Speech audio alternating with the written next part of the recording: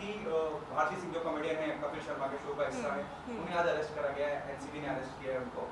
गांजा उनके घर से बहुत कम मात्रा में मिला है।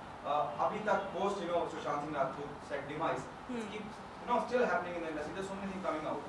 क्या कहना चाहेंगे इस पर? देखिए, सबसे पहली बात तो ये बहुत ही हैरानी वाली बात है और मैंने ये सुना है, लेकिन मुझे अभी एग्जैक्टली पता नहीं है कि क्या हुआ है, क्या मिला है, गांजा मिला है और क्या मिला है, ये सब मुझे इसकी नॉलेज नहीं है।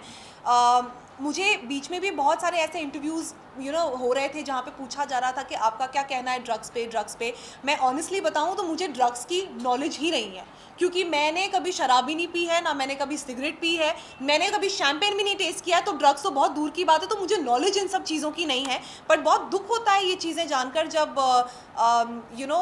जिन लोगों को हमारी जो लोग हैं वो देख रहे हैं, जो आर्टिस्ट हैं, जो आइडल मानते हैं जिनको, उनके पास अगर ऐसी चीज़ें होती हैं, उनके थ्रू जब ऐसा कुछ आता है तो फिर बहुत बुरा लगता है। तो लेट्स सी अब क्या आगे और बात हो रही है, वो तो इन्वेस्टिगेट होगा तभी पता चलेगा। क्या कहना चाहेंगी जब एक भरमार सी है, जब मैं बात करता हूं ऐप की और फिर कंटेंट की हम बात करें, जैसे Dharmji said is right now and is correct somewhere down, sex बड़ा परोसा जा रहा है ऐप के जरिए, जब ऑनलाइन स्ट्रीमिंग की बात करते हैं जी, कितनी सही शुरुआत मानती हैं आप, और क्या एग्री करती हैं कि ऐप आने से या ऐप पे डिजिटल प्लेटफॉर्म पे वेब सीरीज आने से सेक्स भी बहुत ज़्यादा परोसा जा रहा है? देखिए, मैं ये नहीं बोलूँगी कि वेब सीरीज़ एंड अभी लोगों को इजीली देखने मिल रहा है तो जस्ट बिकॉज उस रीज़न की वजह से ही ये सेक्स को इतना ज़्यादा बड़ा बना रहे हैं। जहाँ वेब सीरीज़ जब नहीं भी शुरू हुए थे तो यूट्यूब पे भी यही हो रहा था, यूट्यूब पे भी इसी तरह की वीडियोस बन रहे थे, लोग देख रहे थे, तो इजीली अवेलेबल तो सारा कुछ ही था। आज की डेट में सबको ही पता है कि सारा कुछ बहुत ईजिली अवेलेबल है और आपको कितने ऐप्स हैं जहाँ पे भी नहीं करना पड़ता। बात करें हम रापची की, अगर लास्ट कॉम्प्रोमाइज़ की, जो जैसे मैंने जो किया है रापची के साथ वेब सीरीज़, इसमें सबसे खास बात यह है कि इसमें इस तरह का कुछ नहीं है, कोई ऐसी कोई किसिंग सीन नहीं है, कुछ नहीं है, बहुत ही क्लीन है और मेन हमारा जो फोकस है वो कंटेंट पे है।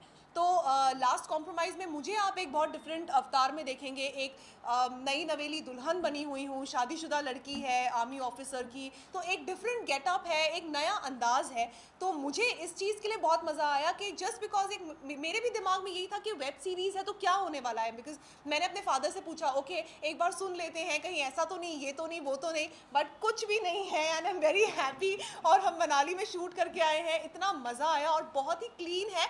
बट मेन ये चीज़ है कि कंटेंट बहुत अमेजिंग है, बहुत ज़्यादा मज़ा आया मुझे।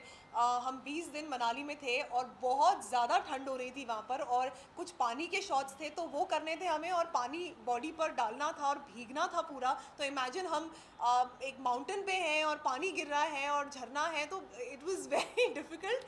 लेकिन ठीक है, काम है हमारा, तो पहले ही ये चाहिए था और डायरेक्टर से पहले ही बात हो गई थी हमारे कि ये करना है, तो मैंने बोला चलो कर ही लें, अब हो जाए। एंड जैसे आपने एक मिनट आपको यहाँ पे, जैसे आपने अभी कहा कि हम यहाँ पे बात करें, हम सेक्स नहीं दिखाने के लिए, नाम है द लास्ट कॉम्प्रोमाइज। कॉम्प्रोमाइज़ेस तो अलग अलग तरीके के होते हैं। यही चीज़ है कि उस चीज़ को देखने के लिए क्या हम सही बोल रहे हैं कि उसमें सेक्स है नहीं, उसलिए तो आप आएंगे। एंड कॉम्प्रोमाइज सर बहुत तरीके का होता है, क्योंकि हमारे हिंदुस्तान में जो नारियाँ होती हैं उनके बहुत सारे रूप हैं। वो बेटी के रूप में भी है, वो माँ के रूप में भी है, बहू के रूप में भी है, गर्लफ्रेंड के रूप में भी है, बहन के रूप में भी है। तो हर जगह सर आप प्रैक्टिकली उठा के देखिए, चाहे वो सतयुग हो और चाहे ये कलयुग हो, हर जगह औरत को ही सहना पड़ता है। तो it's kind of that kind of stuff, जहाँ पे एक लड़की, बेसिक वन लाइनर मैं उसको बोलूँ कि जहाँ पे एक लड़की अपने आप को साबित करने के लिए वो सही है गलत है, इन शब्दों में आप समझिए, वो पूरी उसकी कहानी है।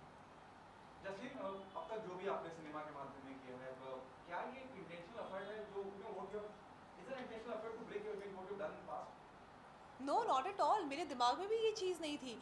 मैं खुद ये मानती हूँ that I am a very glamorous person. मैं हर चीज़ में, नॉट जस्ट ऑन स्क्रीन, मैं अगर आप मुझे देखो as a person also, the way I am a very vibrant person, very colourful, और मैं बहुत ग्लैमरस हूँ कपड़ों में भी, दिमाग से भी, और बहुत ओपन माइंडेड हूँ मैं। तो कुछ चीज़ें हैं जो ठीक है, I come from a conservative family, Punjabi family है, मेरे पापा हमेशा से बहुत ही जैसे एक टिपिकल सरदार फैमिली होती है वैसे ही रहे हैं। बट कपड़ों के मामलों में या लड़कों से बात करने के मामले में उन्होंने मुझे कभी नहीं रोका है। अपनी पूरी फ्रीडम दी है, तो मैं वो फ्रीडम आज भी मेरे साथ है और हमेशा रहेगी मेरे साथ। तो कोई ऐसे वो इमेज ब्रेक करना, या मेरे दिमाग में ये था भी नहीं कि जस्ट बिकॉज मैंने कोई I have done a party number, या कोई मैंने छोटे कपड़े पहन के कोई परफॉर्म किया, मेरा काम है वो। मुझे जो भी काम आएगा, मुझे लगेगा कि मुझे सूट कर रहा है, why not, I would love to do it. तो जब ये स्क्रिप्ट मेरे पास आई, जब धर्म जी ने मुझे अप्रोच किया इसलिए, तो मैंने जब सुना तो मुझे कंटेंट बहुत अच्छा लगा उसका, मुझे लगा कि कुछ डिफरेंट है, ये करना चाहिए, and that's why I did it. मेरे दिमाग में भी दूर दूर तक नहीं था। और आगे इसके बाद जस्ट बिकॉज अब मैं वो बहू का रोल निभा रही हूँ का मतलब ये नहीं कि आज मैं कोई कोई पार्टी नंबर या कोई आइटम नंबर नहीं करूँगी। Of course I would love to do it. आपने कलरफुल का जिक्र किया, कलरफुल की दुनिया, कलरफुल बहुत ज़्यादा दुनिया नज़र आ रही है, बिग बॉस के बारे में कुछ कहना चाहेंगे वहाँ?